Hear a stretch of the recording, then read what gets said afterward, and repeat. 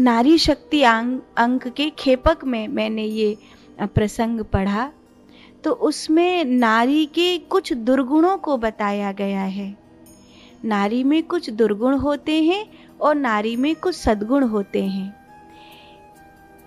नारी के इन दुर्गुणों को अगर आप जानते हैं और देखते हैं तो पूरा प्रयास करिए कि उस स्त्री से विवाह नहीं करिए। अगर आप एक पुरुष के रूप में इस वक्तव्य को सुन रहे हैं, इस प्रसंग को सुन रहे हैं, तो आपके लिए ये जानने योग्य है कि आपको उस नारी से विवाह नहीं करना चाहिए।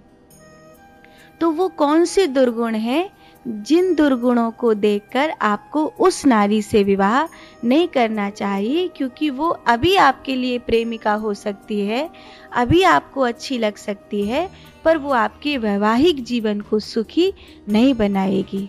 ये कैसे तय हो कि वो स्त्री मेरे वैवाहिक जीवन को सुखी बनाएगी? तो ये नारी शक्ति में मैं प्रसंग पढ़ रही थी और बड़ा प्यारा प्रसंग है।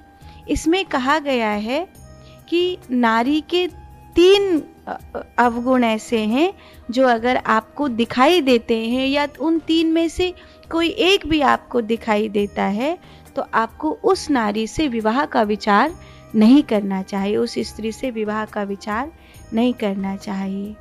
वो सबसे पहला अवगुण है कि कोई भी लड़की, कोई भी स्त्री प्रेमिका के रूप में है, मित्र के रूप में है या आपके परिचय में है और आप विवाह करने की सोच रहे हो, तो उसके निजी जीवन को देखो कि उसे झूठ बोलने में सुविधा होती है या असुविधा होती है। झूठ बोलने में सुख मिलता है, आनंद आता है, उसका झूठ तुरंत पकड़ा जाता है या उसका झूठ पकड़ना कठिन होता है। अगर उसका झूठ आप तुरंत पकड़ लेते हैं, उसको झूठ बोलने में कठिनाई होती है, वो सहज होकर झूठ नहीं बोल सकती, तो वो एक अच्छी पत्नी साबित होगी।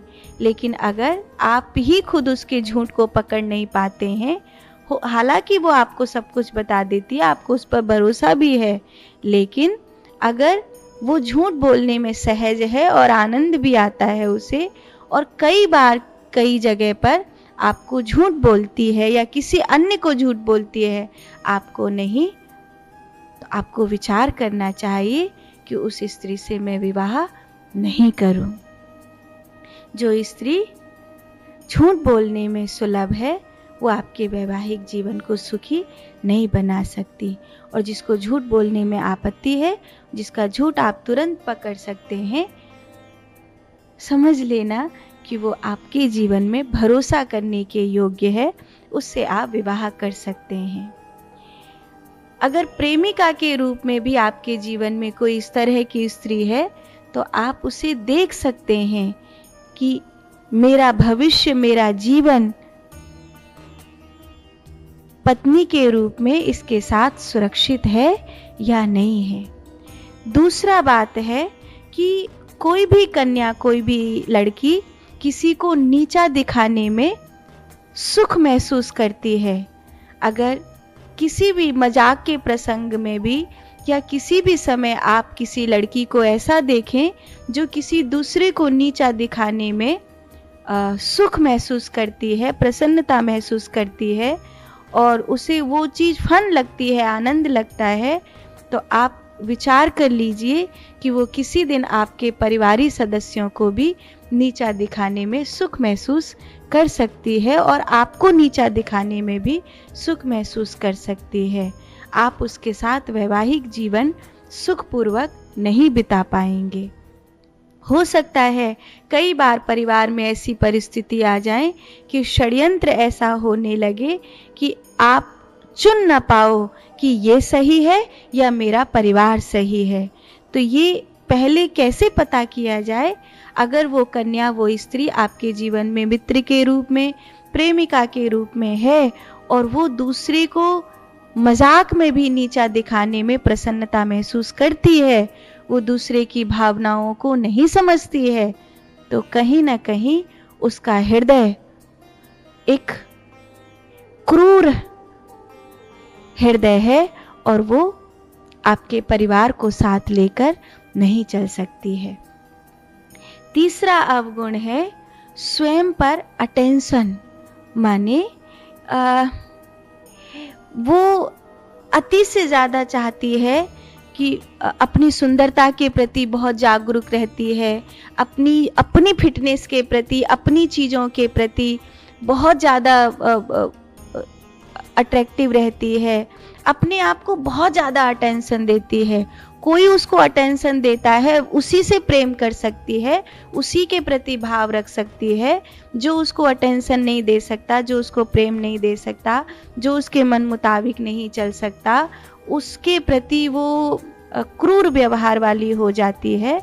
तो आपको विचार करना चाहिए कि वो आपके वैवाहिक जीवन को सुखी नहीं बना पाएगी, क्योंकि जिस दिन आपके जीवन में ऐसा क्षण होगा कि आप उसकी सुंदरता को, उसके कार्यों को, उसको बहुत अटेंशन नहीं दे पा रहे हैं, तो कहीं ना कहीं वो आपके लिए दुख का कारण बन जाएगी, क्लेश का कारण बन जाएगी, और आपके परिवार में वो निभ नहीं पाएगी।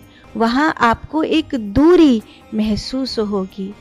तो ये कुछ अवगुण हैं जो बताते हैं कि एक लड़की, एक कन्या किसी के जीवन में उसको वैवाहिक सुख, उसको पत्नी होने का सुख दे सकती है या नहीं। क्योंकि कई बार आज के समय में ये चुनना ज़रूरी हो जाता है कि क्या एक प्रेमिका एक अच्छी पत्नी भी हो सकती है, क्योंकि हम जिससे प्रेम करते हैं उसी से विवाह करना चाहते हैं।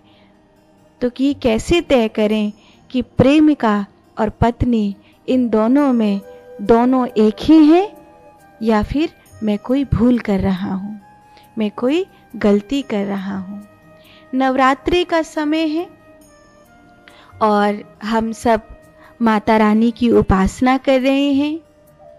हो सके तो अपनी दृष्टि में इतनी पवित्रता लाइए कि हर एक स्त्री को आप देवी के रूप में देख सकें, कन्या के रूप में, बहन के रूप में, बेटी के रूप में, माँ के रूप में।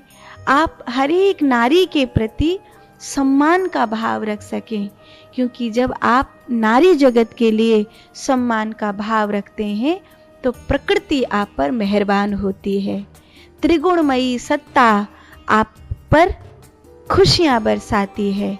इसीलिए ये बहुत ज़रूरी है कि आप नारी के सम्मान के प्रति सजग रहें। भूल से भी कोई ऐसी भूल ना करें जिससे किसी नारी का, किसी बेटी का अपमान होता हो। किसी माता के अपमान का कारण, किसी माता के क्लेश और दुख का कारण हम ना बने, ऐसी कोशिश करनी चाहिए।